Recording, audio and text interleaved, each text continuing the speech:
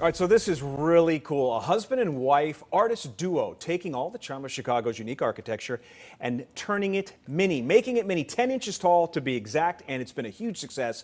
This Ravenswood couple currently has a 3-month-long waiting list of customers who are paying $5,000 and up per mini model home. Yeah, joining us right now are Katie Lothenberger and Phil Thompson of Wonder City Studio. Hi, thank you so much for coming on and talking about this. This is fun for us. Thank you so much for having us. Okay, so how did this whole thing start between, the two of you with this business? Well, Phil has been working full-time on our art business for quite a few years now. He's a pen and ink illustrator, so he's been doing custom home portraits for people, and he sells prints. And in the meantime, I had been working at a software company, and I just really missed working with my hands. So I started taking classes at Lil Street Art Center since I live in the neighborhood. And I just kind of had this epiphany that I should be making architectural artwork too, because we know that the audience is there, and we know that people in the city just love their residential architecture in particular. So I started making bungalows, and then that just naturally leads to people wanting their own homes created. Yeah, on the one hand, Phil, it seems like you have a niche market here, but I'm looking at your work and it's just spectacular. What's been the reaction? So like when you deliver the home to them, what are people saying to you? It's a very emotional reaction. So the work that I do is 2D. It's the home portraits that are drawn in pen and ink. And for Katie, it's the 3D ceramics.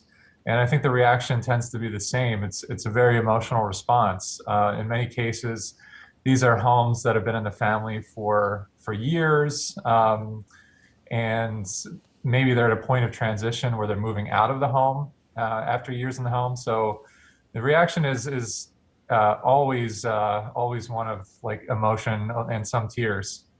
So do people come to you with a photograph of the home that they grew up in or the home they want you to design? And do you make these in different sizes? Yeah, most often people will come with a reference photo. We work a lot from Google Street View. You can get a lot of information from that, and they have this really cool timeline feature where you can see how the home has changed over the years. But most often people will come with some reference photos, especially of the front facade, because that's always the showcase, whether it's an illustration or a sculpture. And for Katie, it's a lot more difficult because she needs the whole home. She needs to do the back, the sides. For me, I'm typically doing the facade, so I just need kind of one full-on view of the front of the home.